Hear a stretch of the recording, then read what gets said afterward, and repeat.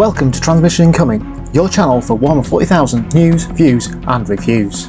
Hello and welcome back.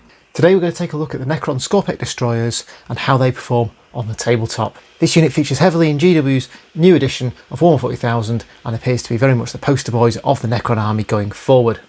We're going to take a look at their datasheet and some of their core stats, and then we're going to take a look at each of the weapon options in turn, comparing its effectiveness against various enemies on the battlefield. On top of that, we'll be taking a look at some of the stratagems and abilities you can use to buff your unit to get the most out of them on the tabletop. So the Skorpek Destroyer datasheet as we currently know it, they come in at 6 power. Or points wise, they're 120 points for the unit, and then plus 15 points if you want to include a plasma sight as well. They take up an elite slot, and at the moment they can only contain a total of 3 models and 0 to 1 plasma sight, so 3 to 4 models per unit. One Skorpek Destroyer in a unit is equipped with a hyperphase Reefblade, and the other 2 models gain the hyperphase Threshers. The plasma sight gets a fairly mediocre combat weapon, and we won't count that for most of this review. For the unit's abilities, they gain access to reanimation protocols, which is common across the Necron range. They also have Infused Madness, which allows the plasma sight model at the start of the fight phase to inject the Skorpek Destroyers. You roll a dice. On a 1, you lose a destroyer model. However, until the end of that phase, you add 1 to the strength and the attacks characteristics of the Skorpek Destroyer models in the unit. And this could be really powerful, as you'll see in a slide in a moment. They also gain the Destroyer Hardwired for Destruction ability, which allows them to re-roll the hit rolls of a 1 for attacks made by this model. Keywords wise, they have Necrons, Destroyer Cult, and more importantly they do get the Dynasty rule, and they're also infantry. Onto the stats, they've got a relatively good movement of 8, weapon skill, ballistic skill 3, strength toughness of 5, 3 wounds, 3 attacks each, leisure of 10 and a 3+ save. Their weapons are all melee weapons. They gain a hyperphase Reefblade, which is strength +2, AP -4 and 3 damage, or they have hyperphase Threshers, which is strength user, which is 5, AP -3 and 2 damage. When the bearer fights with a Thresher, they make 1 additional attack with the weapon, so that takes them up to 4 attacks per model. So let's take a look at how this comes out on the battlefield and how effective this unit is with a few of their other abilities. So first of all, we'll take a look at the Skorpek Destroyer with hyperphase Threshers. I've compared these to some common enemies in the Warhammer 40,000 universe. The first column covers Guard, so that's a toughness 3, 5+ save, 1 wound model. Second column covers Primaris Marines, that's a toughness 4, 3+ save with 2 wounds. And at the end we have versus any sort of armoured target, and for this it's a Rhino stats, so it's toughness 7, 3+ save with 10 wounds.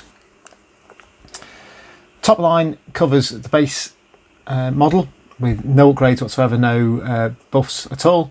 So versus Guard, with 100 points worth of Skorpek Destroyers, you'll be expected to kill 5 Guard a turn. Versus Primaris Marines, it's 4.3, and versus Armour, it's a third of a vehicle. As you can see, these are massively more effective versus Primaris Marines than versus Guard, as killing 4 high save, high toughness, multi-wound models is really, really good. So working down the abilities, first of all you've got Infused Madness from the plasma sight. That really probably does the best here at buffing the unit. Gives you another 3 kills versus Guard, another 1 versus Marines, and about 10% more on a vehicle. You have Skorpek Destroyer with United in Destruction, which is the Skorpek Lord's ability, which gives you rerolls 1s to wound. This is less effective than the +1 attack, +1 strength, but still gives you a buff over the base. Then we have My Will Be Done from an Overlord. This is certainly against Primaris Marines, is certainly as good as Infused Madness at boosting your kill rate. And finally we've got the Novok Dynastic Code, which gives you +1 AP or -1 AP, 1 additional AP, whichever way you want to put it. Again, it's not as good a buff as My Will Be Done or Infused Madness, but it still buffs you over the base stat line, pushes them up to AP -4. Obviously you can combine any of these or all of these together to make some truly horrific kill rates. Bottom table is a new table I'm trialling today. So this looks at how combat effectiveness is. What percentage of your points do you kill in a turn? This is one round of combat. As you can see, these guys are really built to take out multi-wound troops. So on average, using Infused Madness, you're at 108% kill rates. You're killing 108 points worth of troops for every 100 points you have in combat. And obviously this is one round of combat, so multiple rounds over the game, you're going to be killing more than your fair share of enemies. Versus Horde armies, these guys are really not built for it. 26 to 40, so base stats, you're only killing 26% of your value every turn. So it takes you 4 turns to recoup your value.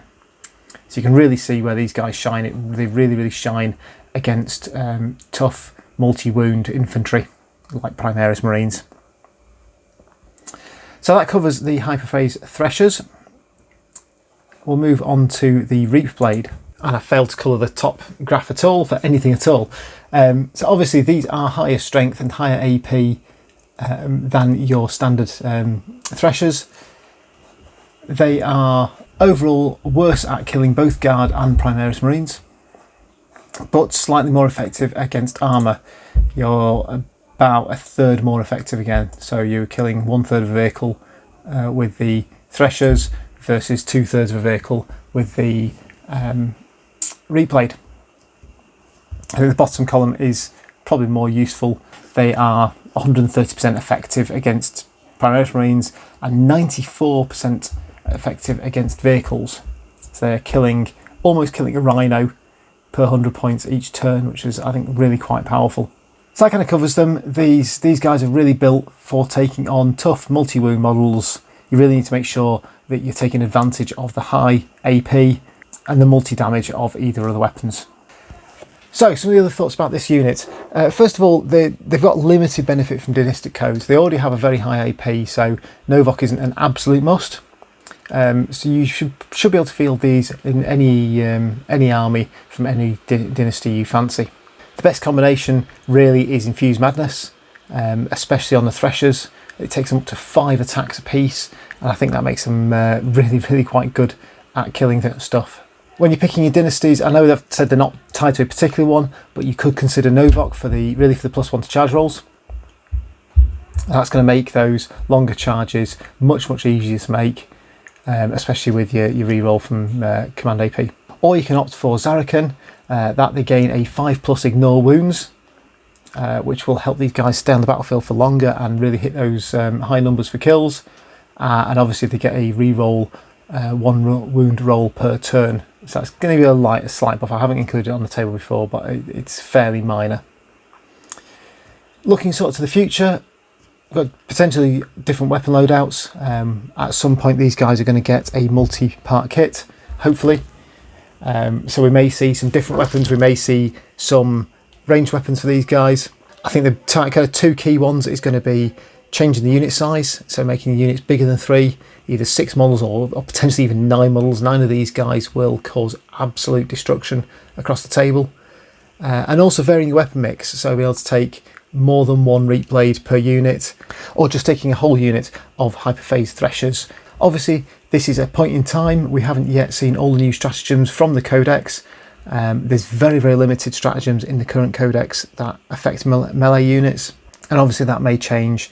And we do also have these new protocol rules, which we're not quite sure what they are and how they're going to affect the game yet. So that's all to be seen somewhere in the next month or so as GW start releasing some previews. Overall, are these guys any good? I'd give them a thumbs up. I think they're certainly on par with the buffed Lich Guard for melee if you want to go down the melee route. They're very focused. There's certainly going to be a distraction Khan effect, so they're certainly going to take some heat from your opponent. I think really it needs the codex and expanded squads for them to be an absolute must.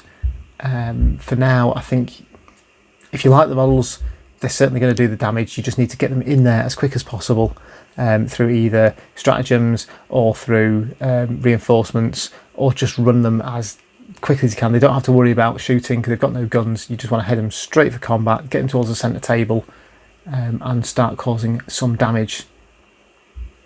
So that's it for today. Thanks for watching, and don't forget to subscribe to the channel via the icon below to see all our future content. See you next time.